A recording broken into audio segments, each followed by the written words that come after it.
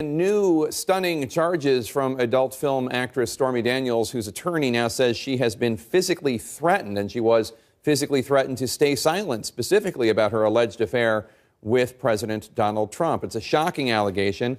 Who made these threats? How? When? Michael Avenatti, who is representing Stephanie Clifford, also known as Stormy Daniels, joins me now. Michael, thanks so much for joining us.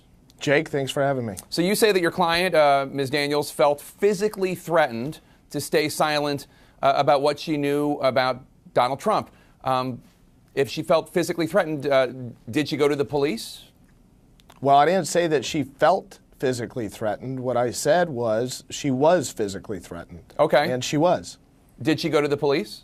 I'm not going to comment on whether she went to the police or not. I think that's probably going to be addressed during her interview on 60 Minutes. So let me just try to put this on a scale. There's a big difference between a random physical threat from someone, which everyone in public life experiences. I'm sure you have, I have. There's a big difference between that and threat from somebody that you know or you know of, or somebody specifically affiliated with President Trump. And then also, in addition to that, a threat from somebody affiliated with the president to force someone to do something, such as sign a non-disclosure agreement. Can you shed any light on where this threat is on that scale, from an anonymous random threat of physical violence to a threat from somebody affiliated with the president to do something such as signing an NDA? Here's what I will say, Jake. I think that when the American people hear from my client, who will provide details, very specific details relating to this threat, they will conclude, as I have, that this was not a random threat by some wingnut, if you will. That's not a legal term, but I'm going to use it anyway, that this was a threat not by some wingnut out of the blue. And that's all I'm going to say. You say that they will believe her because she has details. Does she have proof? Does she have a recording? Does she have text messages or emails? I'm not going to answer those specifics. But what I am going to say is there is little doubt in my mind that when my client is able to speak openly to the American people and answer questions by Anderson Cooper, when the American people observe those answers and observe her body language and the like, and are able to learn of the details relating to the threat and other issues, I am highly confident that the American people are going to find her to be vastly credible. But you understand why I would try to push for more, because this is a very serious allegation, and the question about who made the threat, the physical threat to your client, to Stormy Daniels, is important. You said it's not some random person, it's not some wingnut. That would suggest it is somebody that might be affiliated in some way with President Trump or the Trump organization. Well, Jake, what I'll say is we've been asking very serious questions now for some time, for the better part of 2 weeks, if not longer, in connection with this case and the issue of this hush payment, where the money came from, et cetera. I mean, you and others across the media spectrum have been asking very pointed, simple questions of Mr. Cohen and the White House, and they are nowhere to be found.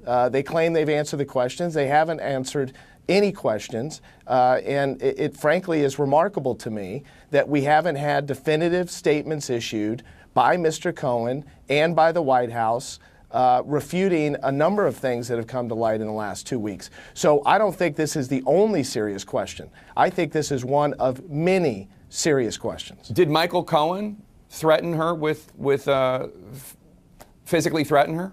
Again, I'm not going to answer any further questions relating to the specifics of what transpired. I think the American people will believe my client when she's able to tell her story. Do you have any reason to believe that Donald Trump knew about this threat? I'm going to stand by the same answer. Is Ms. Daniels considering, or has she considered, filing criminal charges? I'm not at liberty to discuss communications that I've had with my client on that topic. I'm sorry. So let's move on to the other bombshell accusation that you've made in the last few hours, that 6 other women have come to you saying that they have similar stories to Ms. Daniels involving Donald Trump. Did those women Any of them feel physically threatened as well? And if so, in the same way that your client, Ms. Daniels, was? Jake, I haven't made any bombshell accusation. I have been asked questions, and I've answered those questions truthfully, relating to facts. This is a search for the truth. As it relates to those 6 individuals, I'm not at liberty to get into the specifics relating to them beyond what I've already said. We are in the process of vetting their stories. I want to be really, really clear about something, and that is that we're not going to get over the tips of our skis on this.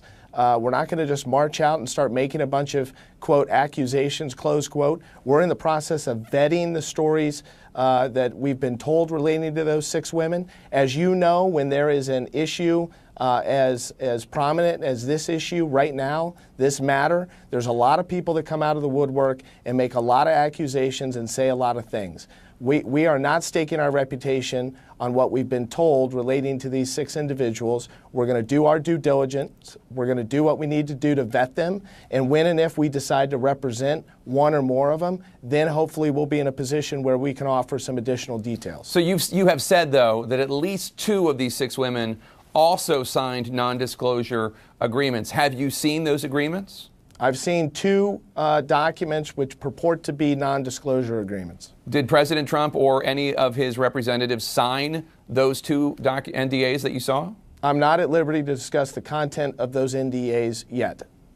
What kind of proof does your client, Ms. Daniels, have of this alleged affair? Does she have photographs? Does she have recordings? I'm not at liberty to answer that question. I've been asked it many, many times. And again, I think when your viewers observe the interview, they're going to learn a lot of details about my client, about not only her relationship with the president, but also what transpired after that, including the vast attempts that were made to silence and muzzle her and prevent her from talking to the American people about what really happened. But do you consider a non-disclosure agreement to be an attempt to silence or muzzle her?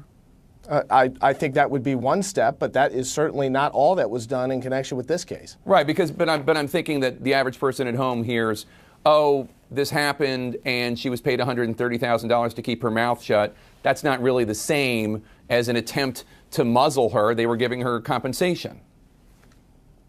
Well, that may be one example, but again, I think that the efforts that were made in connection with this case went far beyond that, and I think that when the American people tune into 60 Minutes, they're going to learn that.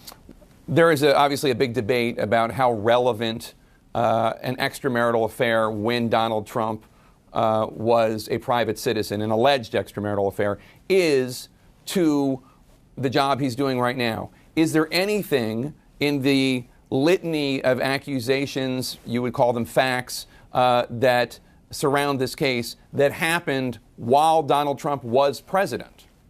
Yes. Can you go any further than that? No. And to those who say, hey, this is just an alleged affair back when Donald Trump was a private citizen, who cares? You would say? It's all about the cover-up. All right. Michael Avenatti, thank you so much for your time. Appreciate it. Thank you.